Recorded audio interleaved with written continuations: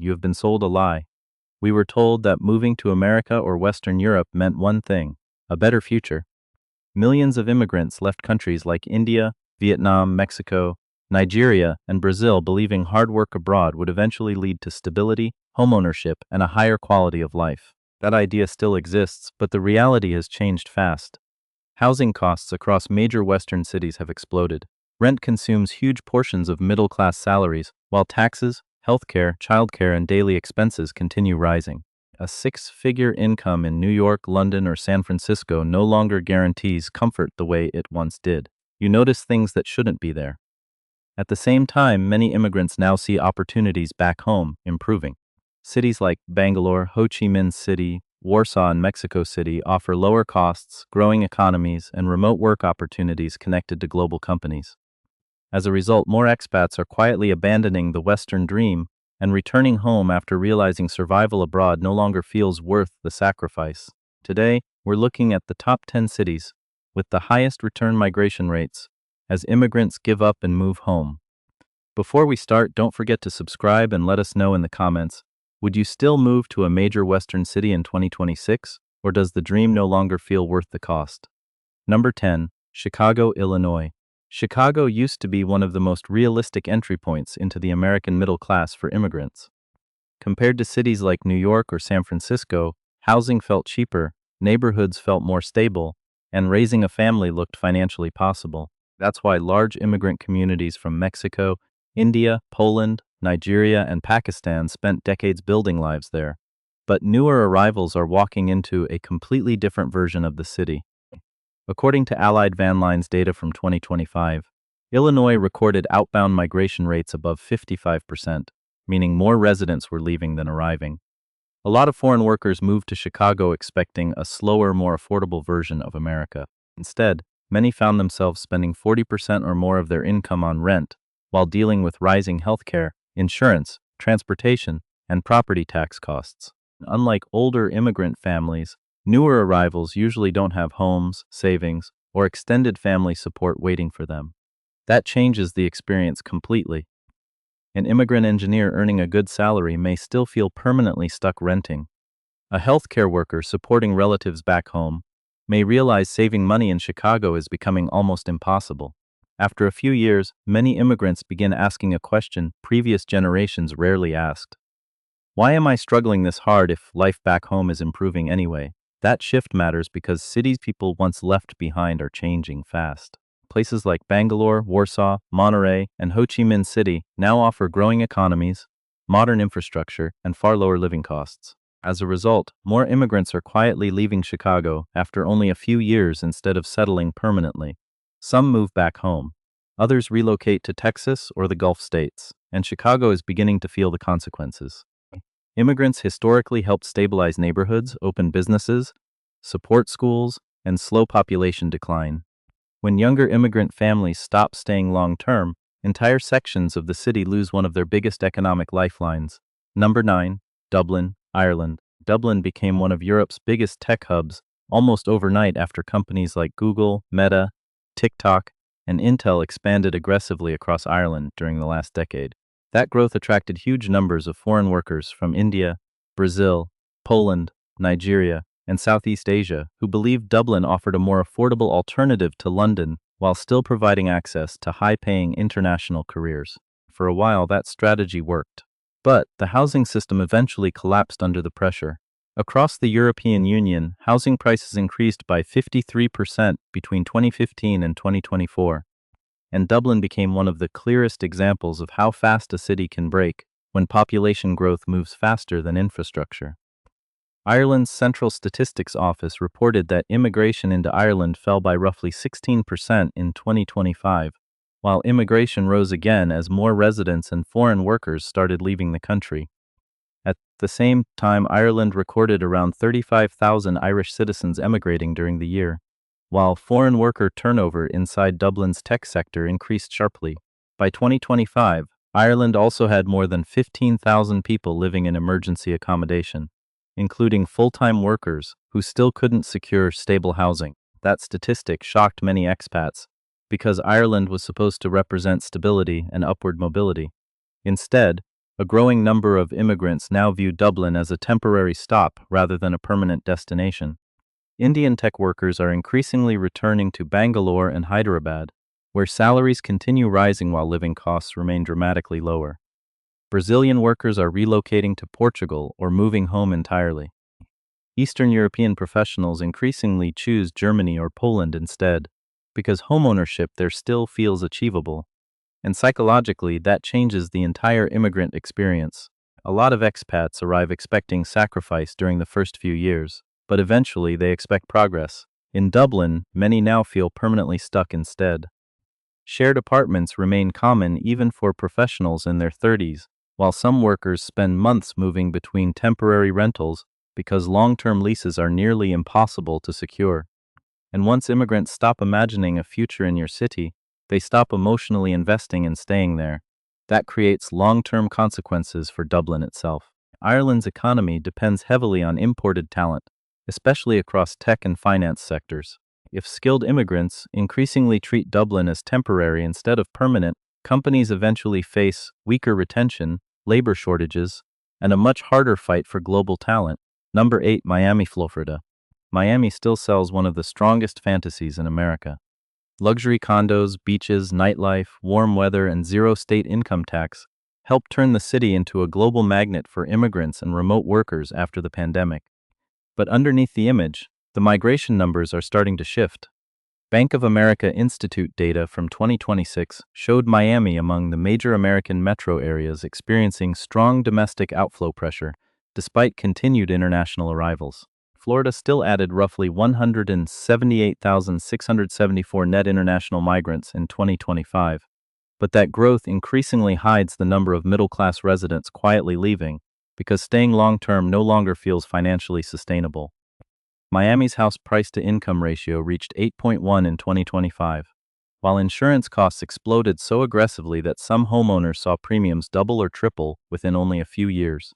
For immigrants arriving without major savings, the city increasingly feels exhausting instead of exciting. A lot of newcomers discover their salaries disappear almost immediately, once rent, healthcare, transportation, insurance, and childcare are added together. That pressure becomes even worse for immigrants sending money back home every month. As a result, some Latin American expats are now returning to Mexico City, Bogotá, Medellin, or Sao Paulo after realizing they can maintain a far better lifestyle there while working remotely or earning international income. Others relocate to Texas or cheaper southern states where housing still feels reachable. And Miami is already starting to feel the consequences. Middle-class workers are being pushed farther away from the city center. Service industries are struggling to retain staff, and the gap between wealthy residents and ordinary workers continues widening. Miami still attracts money and luxury buyers, but increasingly, it struggles to keep the immigrant middle class that helped power the city's growth for decades. Number 7. Zurich, Switzerland. Zurich constantly ranks among the best cities in the world for quality of life because almost everything in the city works exactly the way people expect it to. The streets are clean, crime is low, public transportation is reliable, and salaries remain among the highest in Europe.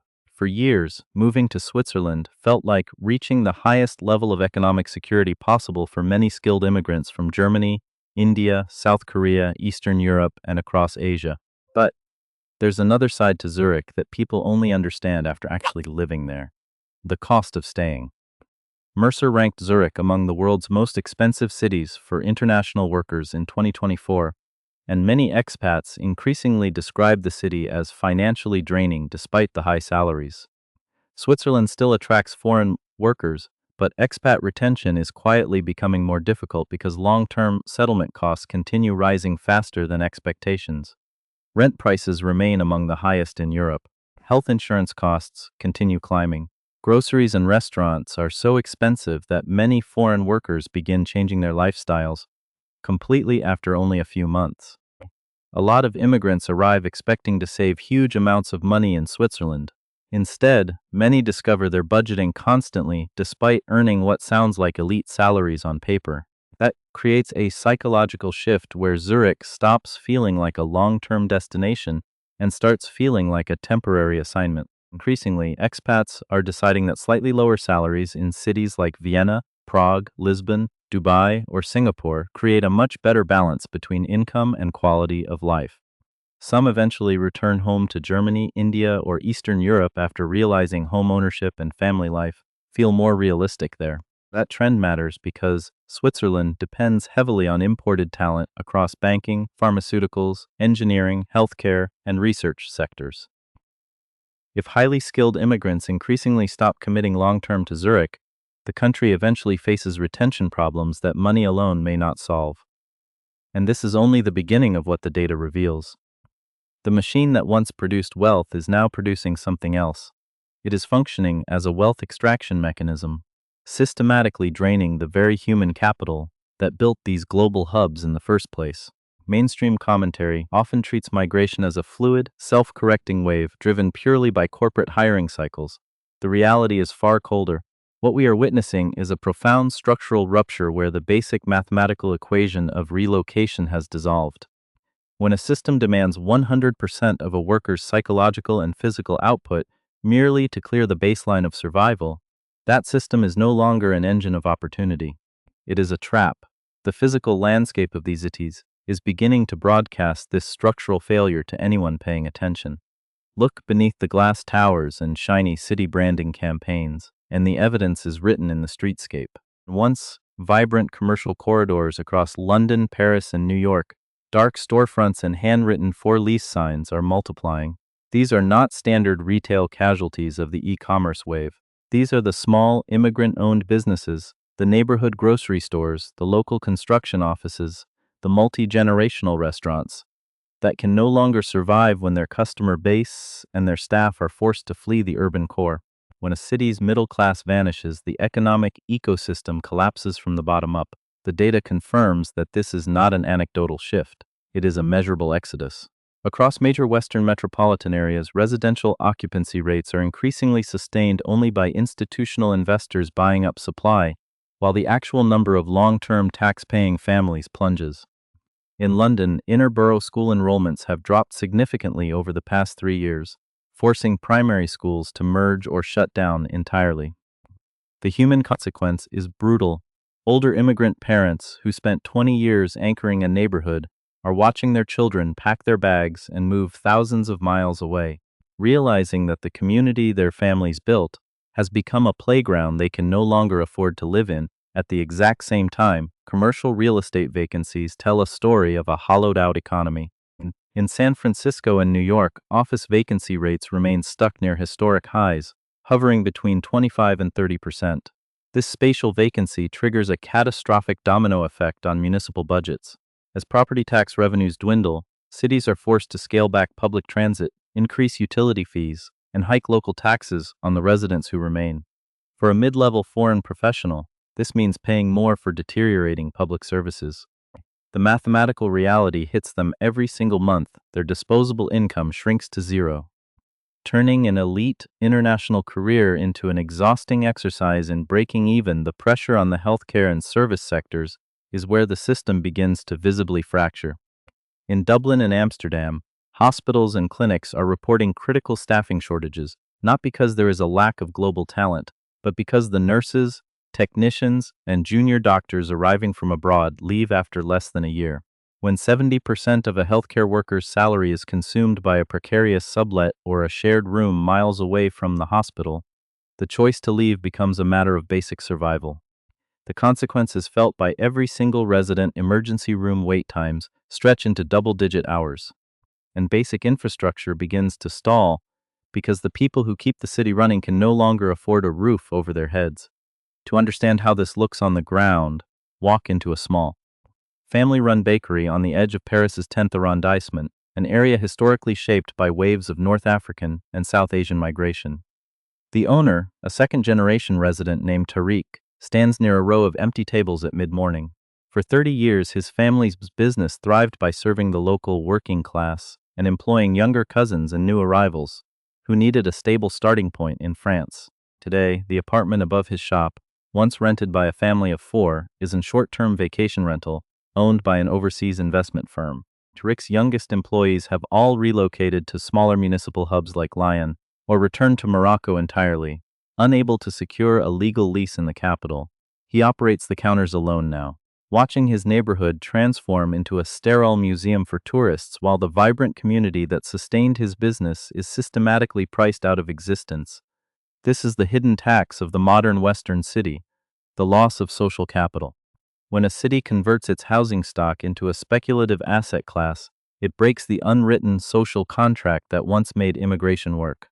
Previous generations accepted cramped apartments and long hours because they knew that sacrifice was a down payment on permanent stability. And today's arrivals look at a house price-to-income ratio of 11 to 1 and realize that no amount of overtime will ever grant them a piece of the city. They choose to stop investing their emotional energy, their labor, and their taxes into a society that views them merely as temporary economic fuel. The numbers are shifting because the alternative is no longer a step backward. When a software engineer from Hyderabad or a logistics manager from Warsaw looks at the cost of a two-bedroom apartment in Amsterdam versus the quality of life available in their home country, the calculus is instant. The rise of robust local economies, modern digital infrastructure, and competitive international salaries in Eastern Europe and Asia has stripped the West of its monopoly on ambition. The dream has shifted locations, leaving Western capitals to grapple with a reality they are entirely unprepared for. This quiet abandonment of the West is not a collection of random, isolated local crises. It is not an anomalous post-pandemic blip, nor is it a temporary housing bottleneck that a few policy tweaks can fix. The decline follows a distinct, repeating pattern that is highly visible across multiple borders and continents. The machinery of the global city has reached its structural limit, and the consequences are rolling out in a sequence that can be precisely mapped, analyzed, and predicted. There is a profound paradox at the heart of this demographic shift. The decline is entirely visible on the streets, yet it is completely denied by official narratives. Select any municipal press release from London, Paris, or New York, and you will find an identical vocabulary. They speak of resilience, global competitiveness, and record-breaking tourism revenue. The glossy brochures point to luxury high-rises scraping the sky and tech campuses, expanding their footprints as undeniable proof of urban vitality. But these metrics are deceptive. They measure the movement of capital, not the stability of human lives. If you walk 2 blocks away from those glittering corporate facades, you are confronted by a parallel reality of dark windows, shuttered storefronts, and an increasingly transient population that packs its bags the moment a contract ends. This contradiction persists because acknowledging the truth requires admitting a systemic failure. The official narrative spins this transformation as a natural evolution, a transition into a highly specialized, hyper-efficient knowledge economy. But this framing intentionally ignores the hollowing out of the foundation. A city cannot function exclusively on high earners and transient visitors. When the municipal leadership celebrates rising real estate values, they are celebrating the very force that is expelling their teachers, transit workers, and mid-level professionals. It is a form of institutional blindness that mistakes a fever for a sign of energy, choosing to look at the short-term financial gains of the city's elite while remaining completely blind to the long-term erosion of its social tissue. This blindness creates a pervasive chilling effect across both corporate and public sectors. On paper, the data is continuously manipulated to maintain an illusion of stability. Official statistics often count anyone with a temporary work visa or a short-term student contract as a permanent resident, masking the staggering rate of turnover underneath. Inside the human resources departments of major tech and finance firms in Dublin or San Francisco, there is a quiet, unspoken anxiety. Recruitment teams are well aware that the retention window for global talent has shrunk from a decade to less than 24 months. Yet, middle managers are hesitant to sound the alarm to senior leadership, admitting that highly compensated engineers are quitting simply because they cannot secure stable housing undermines the corporate narrative of regional dominance. The people undergoing this exhaustion face a different kind of silence. There is a deep psychological weight to admitting that the long-sought migration journey has failed to deliver on its promise. For an immigrant worker who left their extended family behind in Manila, Sao Paulo, or Lagos, returning home after 3 years can feel like an admission of defeat. They endure the isolation of shared apartments and the crushing anxiety of precarious rentals because they are terrified of the social stigma awaiting them back home. It is only in private online forums, closed messaging groups, and quiet kitchen conversations that the reality is spoken aloud. There, away from the curated optimism of professional networking platforms, thousands of expats exchange advice, not on how to settle down, but on how to wind down their affairs, close their bank accounts, and orchestrate an orderly exit from the West. If this trend continues uninterrupted, the broader implications for the Western economic model are catastrophic. For more than half a century, major Western capitals operated on a reliable demographic cheat code. They did not need to invest heavily in training their own domestic workforce because they could simply import the finest minds and most industrious hands from the rest of the world. This continuous influx of global talent acted as a giant economic buffer, stabilizing aging populations, funding pension systems, and driving corporate innovation. But that buffer is evaporating. As the flow of highly skilled immigrants reverses, these cities are entering an unfamiliar era of structural stagnation. The consequences will manifest as a slow, creeping paralysis across essential infrastructure. When younger foreign professionals stop committing long-term, the labor shortages currently plaguing healthcare, education, and municipal engineering will transform into permanent deficits. Hospital wings will remain closed, not due to a lack of funding, but because junior staff cannot afford to live within a 2-hour commute of the facility. Public transit networks will scale back services because maintenance technicians have relocated to regions with a lower cost of survival. This is how a global hub decays, not with a sudden dramatic collapse, but through thousands of tiny, uncorrected operational failures that slowly grind the city to a halt. We are left confronting an uncomfortable structural reality. For decades, the West viewed itself as the final destination of human ambition, a place where the sacrifice of relocation was always rewarded with upward mobility. But as the numbers shift and the immigrant middle class quietly walks away, that assumption is being dismantled in real time. The global cities that once defined the modern world are learning that capital alone cannot sustain an empire. A city must be livable for the people who keep its lights on. As the houses remain dark and the trains run empty, a heavier question lingers over the future of the West. If the world's most ambitious talent no longer believes your dream is worth the cost of admission, what exactly is left of your city?